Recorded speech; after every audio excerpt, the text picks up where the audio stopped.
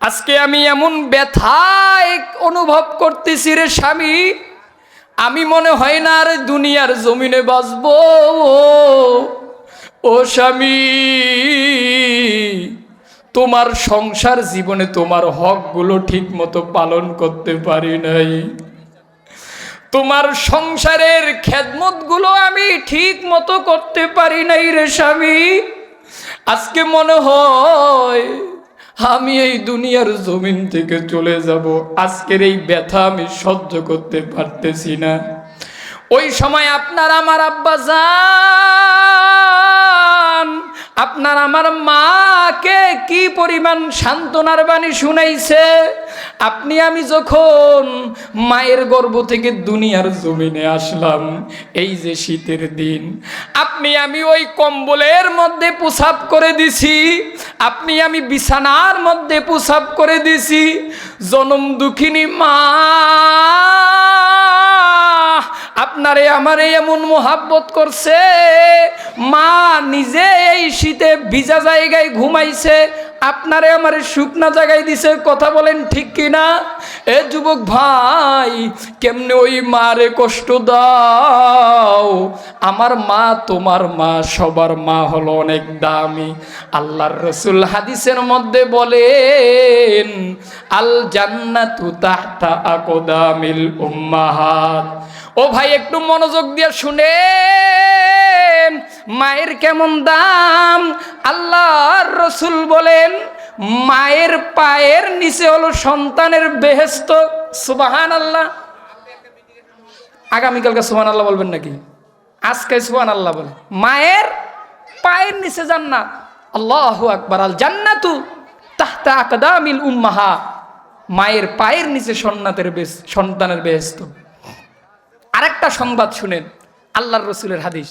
সুবহানাল্লাহ বলার জন্য রেডি হয়ে যান। এখন বলতে বলি না, সুবহানাল্লাহ বলার জন্য রেডি হন। এখন এমন একটা কথা কমু, কেউ সুবহানাল্লাহ না বইলা চুপ থাকতে পারবেন না।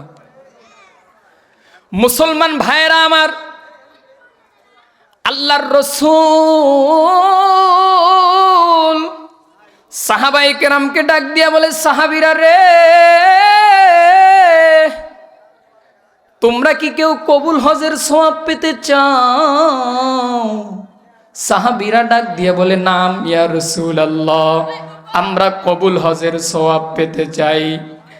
আপনার আমার পয়গম্বর ডাক দিয়ে বলে, সাহাবীরা রে,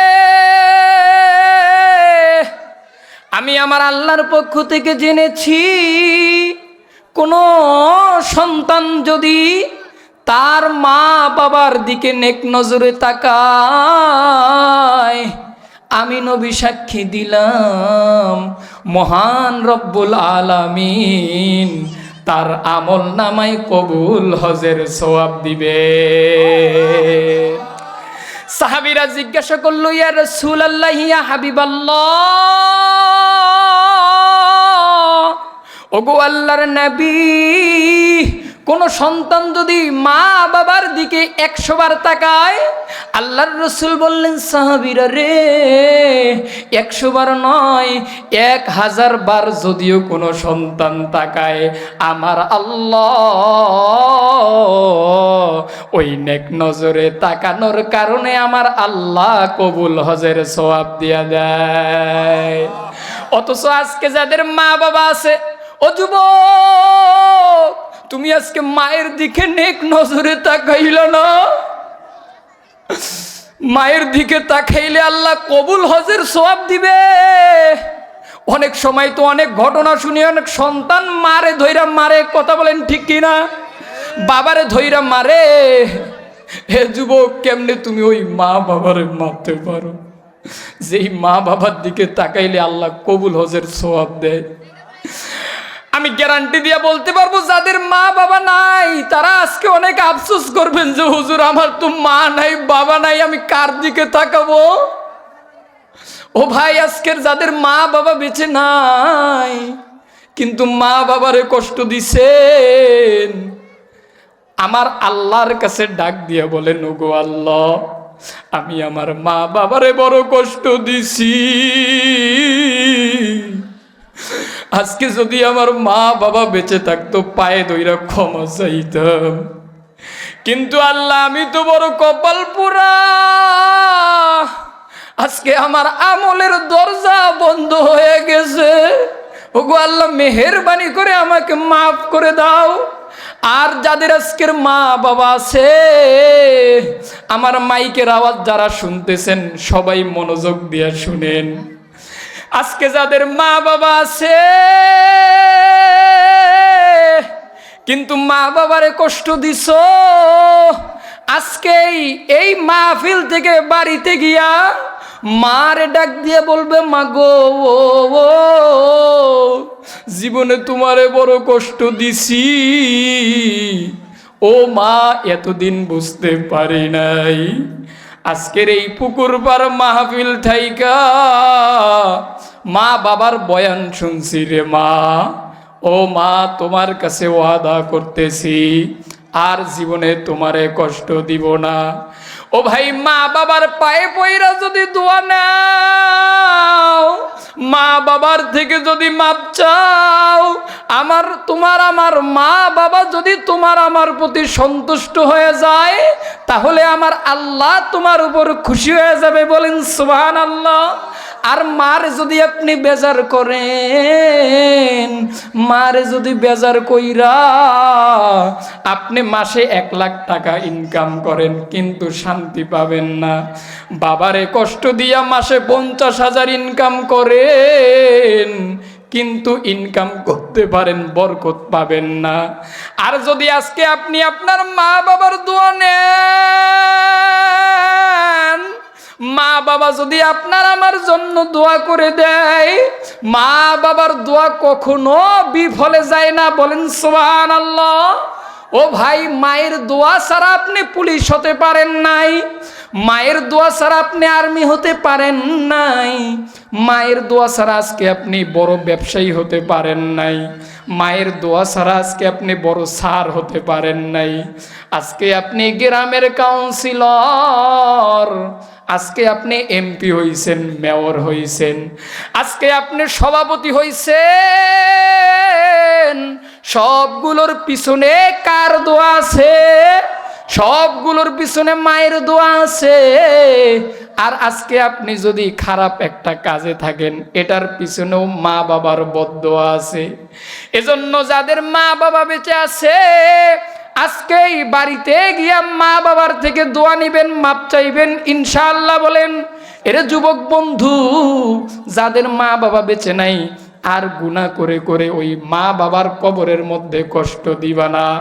কারণ তোমার আমার গুনাহ ওই মা বাবার কবরের মধ্যে কিন্তু যায়। মা বাবা তোমারে আমারে ছোটবেলায় কত কষ্ট করে লালন পালন করছে, এখন মা বাবা দুনিয়ায় নাই, এরপরেও কেন তুমি গুনাহ করে করে মা বাবার কবরের মধ্যে আযাব দাও? এরে যুবক, আর গুনাহ করিও না রে ভাই। এরে মুসলমান ভাইরা আমার, গভীর মনোযোগ দিয়ে শুনবেন। সবাই আমার দিকে তাকান, বাহিরে কেউ তাকাবেন না। ওই মুসলমান বন্ধু, গভীর মনোযোগ দিয়ে আমার কথাগুলো শুনবেন। আজকে আমরা যারা অনেক গুনাহ করেছি, আমরা অনেকেই মনে করি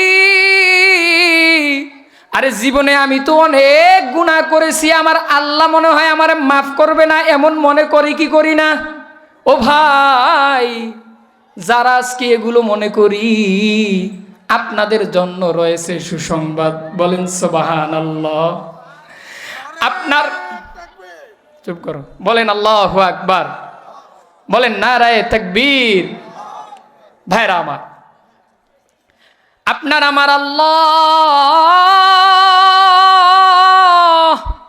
পবিত্র কোরআনের সূরা জুমারের মধ্যে বললেন, কুল ইয়া ইবাদিয়াল্লাযীনা আসরাফু আলা আনফুসিহিম লা তাকুনাতু মির রাহমাতিল্লাহ।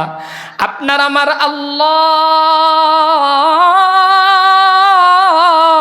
আপনার আমার পয়গম্বর রে ডাক দিয়া বলে, নবীজি আমার মোহাব্বতের বান্দা বান্দিকে বলেন গুনাহের কারণে লজ্জাবোধ করিয়া, অনুশোচনা করিয়া, ভয় পাইয়া যারা মনে করতেছে আরে আমি তো জীবনে অনেক গুনাহ করছি,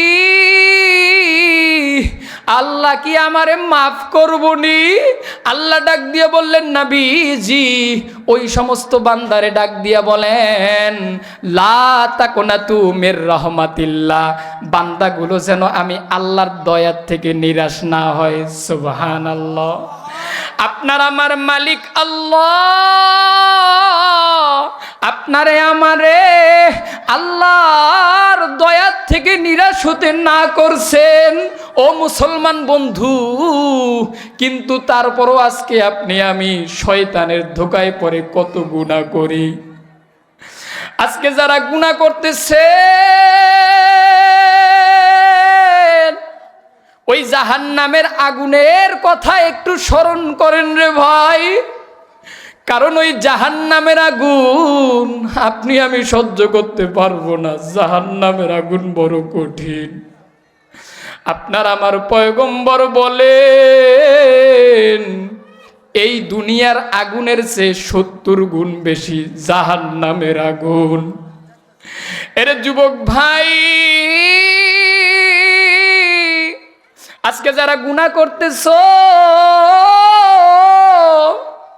এই গুনাহ নিয়ে যদি তুমি আমি